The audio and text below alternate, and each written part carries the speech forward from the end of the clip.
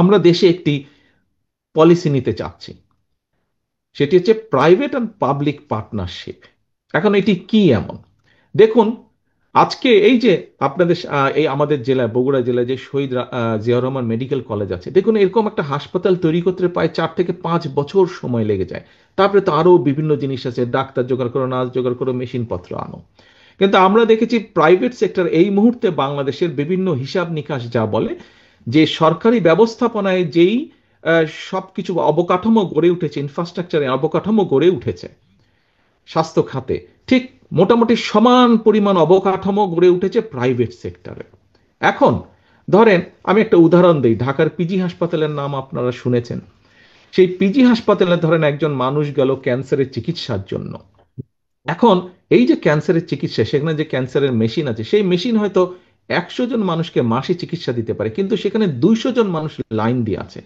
এখন এই যে 200 জন মানুষ লাইন দিয়ে আছে, বাকি যে 100-র বাইরে যে আরো 100 জন আছে, এই 100 জনও তো মানুষ, তাদেরও তো চিকিৎসা পেতে হবে। আমরা একটি পলিসি গ্রহণ করতে চাচ্ছি, একটি প্রাইভেট হসপিটাল যাদের কাছে একটি মেশিন আছে, সেই মেশিনও 100 জনকে দিতে পারে, কিন্তু যেহেতু প্রাইভেট হসপিটাল, সেখানে খরচ বেশি, সেখানে হয়তো মাত্র 40-50 জন মানুষ যায়।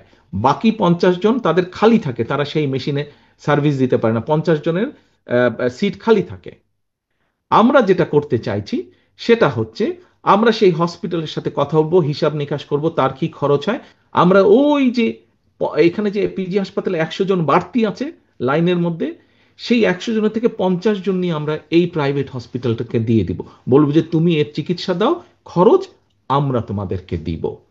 তার ফলে কি হচ্ছে, এইভাবে করে আমরা ভাগ করে দিব, এই যে বাড়তি যারা রোগী থাকবে, এইভাবে করে যেই সকল হসপিটাল আছে, ধরেন ক্যান্সারের বিষয় আমরা ভাগ করে দিব, আমরা হার্টের রোগীর বিষয়ে ভাগ করে দিব, আমরা ডায়াবেটিক ডায়ালিসিস পেশেন্টকে ভাগ করে দিব, কিডনির পেশেন্ট, যেগুলো সিরিয়াস সিরিয়াস অসুখ বিসুখ আছে, এগুলাকে আমরা বিভিন্ন প্রাইভেট হসপিটাল যাদের সেই ক্যাপাসিটি আছে, যারা সেই চিকিৎসা দিতে পারে, যারা ভালো হসপিটাল, এইভাবে করে আমরা ভাগ করে দিব। তার ফলে কি হবে দেখেন, শহীদ জিয়াউর রহমান মেডিকেল কলেজ করতে প্রায় 5 বছর, 4.5-5 বছর সময় লেগেছিল, 4 বছর সময় লেগেছিল।